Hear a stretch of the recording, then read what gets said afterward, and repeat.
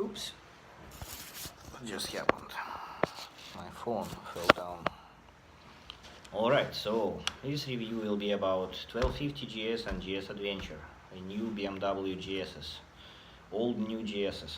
My camera died, so I couldn't record from the helmet. Unfortunately, I didn't check the battery level before I took it from home. Stupid me, sorry for that.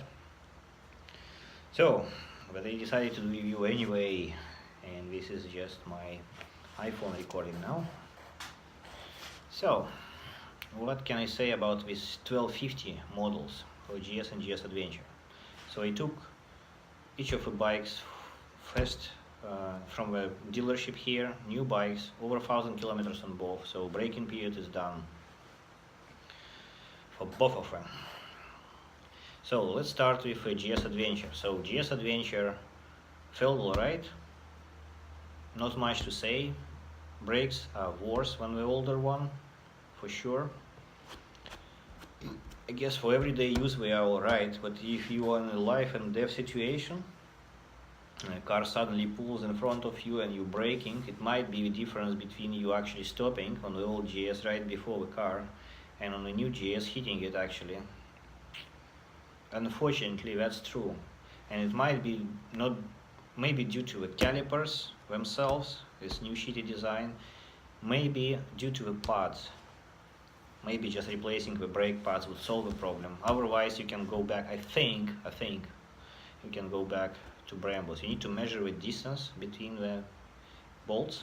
If it's 100 millimeters as before, you can definitely go back to older Brambos, the same as on the older GS, liquid cooled, 1200.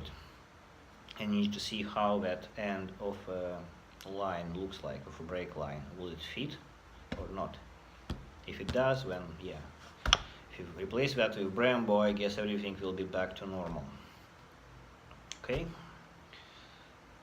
So engine, so a lot of talks about this 1250 engine, how strong that is, shift cam technology. In reality, yeah, it's maybe stronger, maybe more torque at low RPM, but it is not by so much that it would be a decision-making factor. So suspension may be a little bit better than the old one, well, liquid cooled 1200 Adventure, but it's not by much. So on the road, bike feels alright, maybe a bit more stable in the front one before, which old one I kind of missed. However, again, it's not that different, so you would just go and sell your old one and buy this one because it's so big of a difference.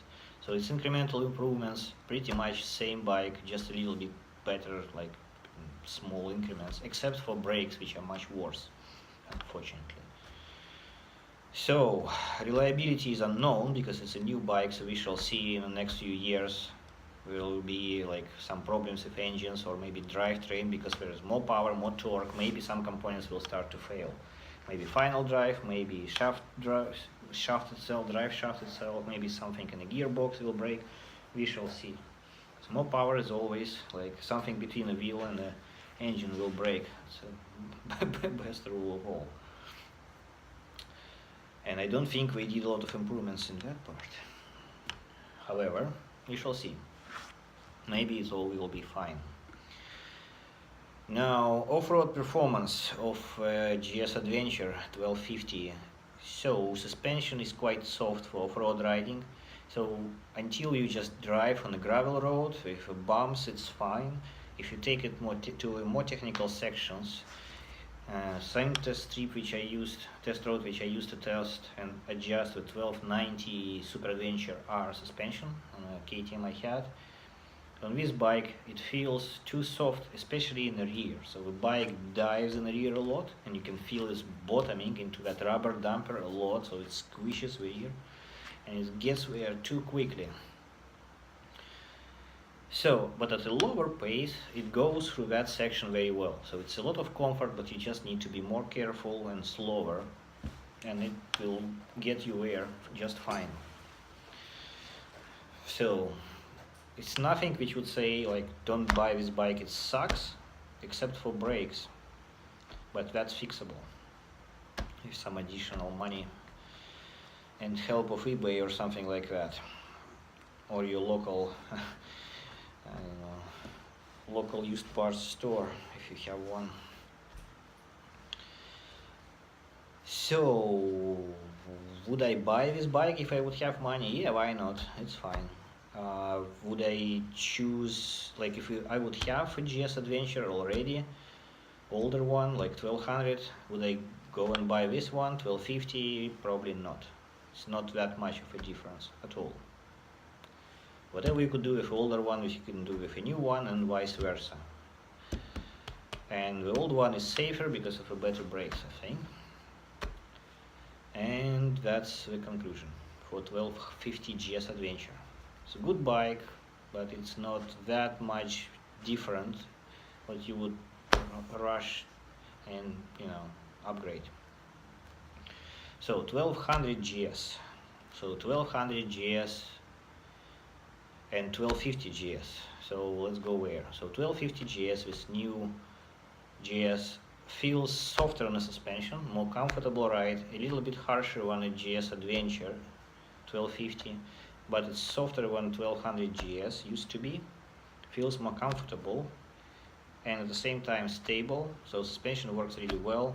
The braking performance a bit better than 1250 GS Adventure because of a lower weight of a bike, but it is still not as good as with those Brembos before.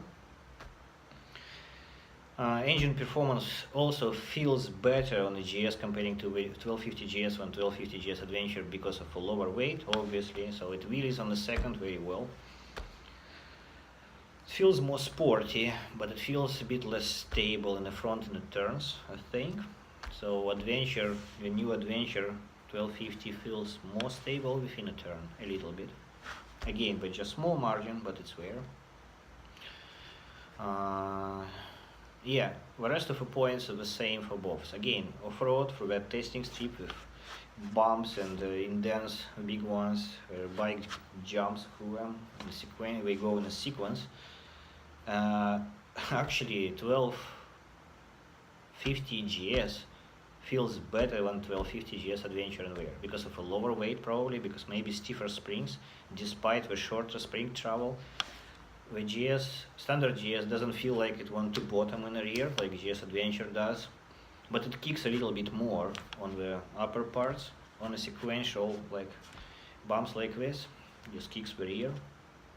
And it's still not as fast for that section as comfortably as 1290 Super Adventure R from KTM, but it's better than Adventure model of a GS. Still need to ride it slower, but it gets you there fine. A bit more sportier feel, I guess.